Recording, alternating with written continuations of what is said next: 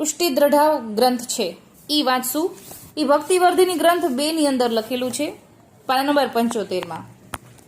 ભાઈ શ્રી વિનોદરાય, બારતન, નાથો, પૂજો, રૂપજી, કૃષ્ણદાસ એ મજલસી વૈષ્ણવ કહે છે, સાક્ષાત ગોપાલલાલજી અને ગોપેન્દ્રલાલજી ગોલોક ધામને વિશે સદા સર્વદા બિરાજમાન છે. તે અખિલ રાસ સદા રમે છે. તે આપણા કાજે અહીંયા ભૂતલમાં પધાર્યા છે.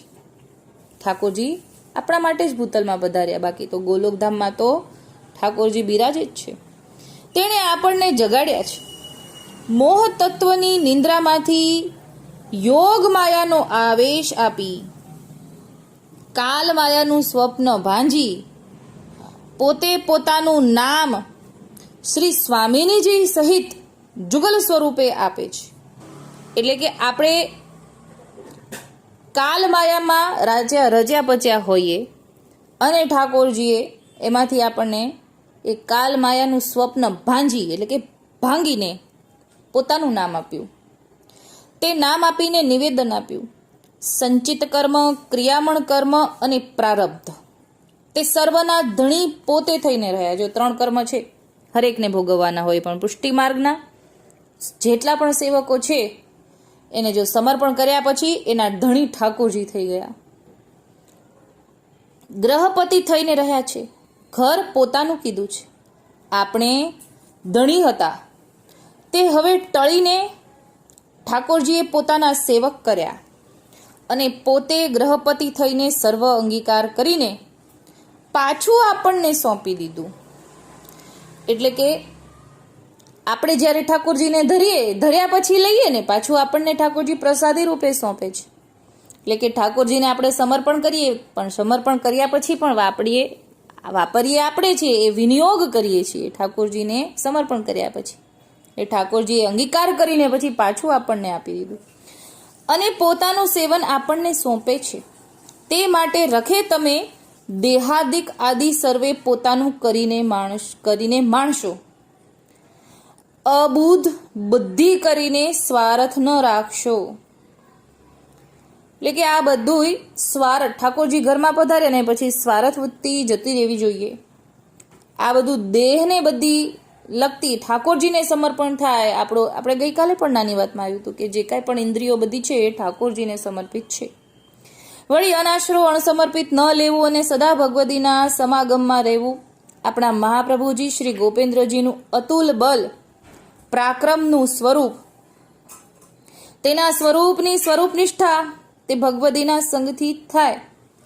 વળી પોરબંદર અંબાજીના મંડપમાં કૃષ્ણ ભટ્ટે કહ્યું છે કે કૃપા કટાક્ષે સિંચો તમો, તેનો નિર્વાહ કરશું અમો.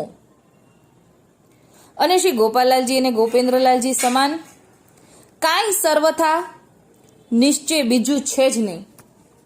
ઠાકોરજી સિવાય બીજું કાંઈ છે જ નહીં. લોક સર્વે ભૂલ્યા છે, તે પોતાની બુદ્ધિએ કરીને વ્યાભિચારમાં ફરે છે. તે માટે તમે બુદ્ધિ હાથ રાખજો. એટલે કે બુદ્ધિને હાથમાં રાખજો, છટકી ન જાય અને બીજી જગ્યાએ ભટકી ન જઈએ. તેનો વિશ્વાસ ન કરશો.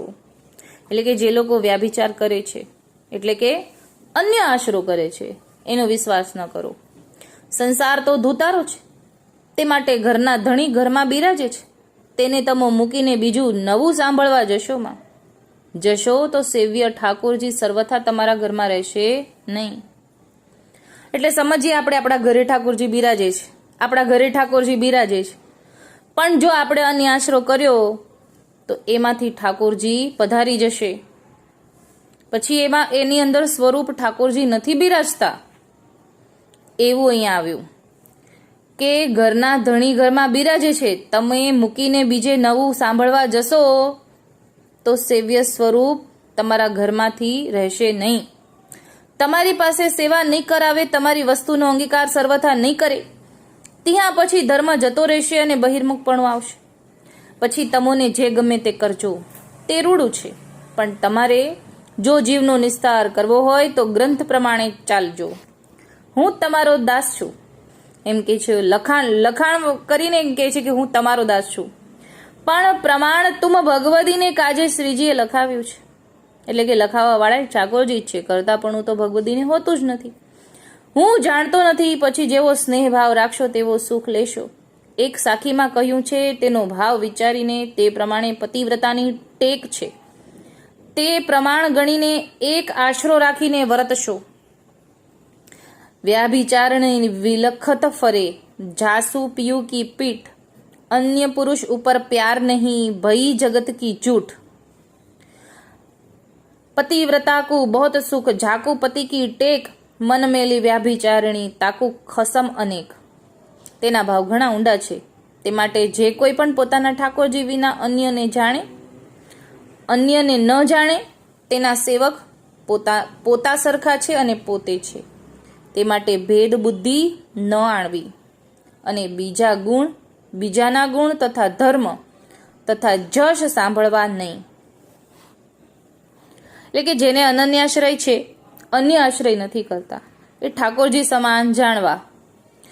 જે ઈચ્છા થાય ત્યારે જાણીએ, એટલે કે જો બીજા અન્ય માર્ગની કથા વાર્તા સાંભળવાની મનમાં ઈચ્છા થાય તો જાણીએ જે દુસંગ થયો અને અનાશરો લાગી ગયો, તેણે કરીને પોતાના સેવનમાં દૈવત દીઠું નહીં. એટલે ઠાકોરજી એટલે સાનુભાવ નથી જતાવતા, કેમ કે આપણું મન બીજે ચલાયમાન થઈ ગયું. તે માટે ખોટી થાય છે, એટલે કે નકામો ઉપાય કરે છે. તે માટે સાંભળો. વૈષ્ણવો, ભટ્ટ સુંદરજી, ગંગાધર ભટ્ટ પ્રામાણિક સર્વ ગોપેન્દ્રલાલના ઉપાસક હોય તે પ્રીછજો. આપણા ઘરની મેંડ પ્રણાલિકા પ્રમાણે ચાલશો તો શ્રી ગોપેન્દ્રજી સર્વ મનોરથ પૂરશે. અનાશરો ન કરવો, અણસમર્પ્યું ન લેવું, પોતાના ઠાકોરજીના સેવક ભગવદીનો સંગ કરવો. આપણા ઘરની રીત શ્રી ગોપેન્દ્રજીની કાનીથી જે ભગવદી દ્વારા નામ પામીએ છીએ તે જ આપણું સમર્પણ નિવેદન છે, તે નિશ્ચય કરીને પ્રીછજો. આપણા ઘરનું નામ પામીએ તો જ શ્રીજી સેવા સામગ્રી અંગીકાર કરે તેમાં સંદેહ નથી. બીજા ઘરનું જોવા જાશો તો પતિવ્રતાની આપણી ટેકથી ચલિત થશો. ટેક એક જ સર્વ રહ્યું છે. જો ટેક નથી તો માથે મેખ લાગશે, લાંછન લાગશે, પોતાના ધણીનો દ્રોહ પડશે, તેમાંથી છૂટાશે નહીં. માટે સર્વથા અભાવ ન લાવવો, દેખાદેખી ન કરવી, તેનાથી ધર્મ જાય. માટે ગોપેન્દ્રજીને ભજવા. શ્રીજી તો અંતર્યામી છે. અન્ય માર્ગની રીત પ્રીત ન કરીએ, બાનાના બિરદને દ્રઢ કરીએ અને શ્રીજીની પ્રાપ્ત તો જ શ્રીજીની પ્રાપ્ત થાય. શ્રીજી બિરદધારી છે, તે જ પોતાનું બિરદ પાળવાવાળા છે. આપણો જન્મારો ન બગડે તેનું લક્ષણ રાખો. વૈષ્ણવ પોતાના ઘરનો અભાવ ન લાવશો તો શ્રીજી છૂએ નહીં. શ્રીજીના વચનામૃતે સંક્ષેપમાં સમજાવ્યા છે, ગ્રંથનો વિસ્તાર થાય માટે કહ્યું છે, તે પ્રમાણ માનીને કરજો. આપણા પ્રભુજી શ્રી ગોપાલલાલજી અને ગોપેન્દ્રલાલજીનું અતુલ પ્રતાપબળનું અદેદાન છે.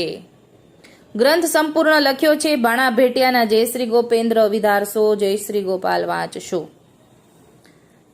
એટલે આ ભાણા ભેટિયાજીએ લખ્યો છે ગ્રંથ. આપણે વાંચ્યો ત્યાંથી શરૂ થાય છે અને અત્યારે જ્યાં પૂરો થઈ ગયો. આટલું જ છે કે ગ્રંથનો જાજો વિસ્તાર મારે નથી કરવો, પણ ઠાકોરજીના આજ્ઞા પ્રમાણે તમે જીવજો. આટલું છેલ્લે લખ્યું છે. તો અત્યારે આટલું જ બોલીને મારી નાની વાતને વિરામ આપું છું. બોલો શ્રી ગોપાલ લાલ કી જય.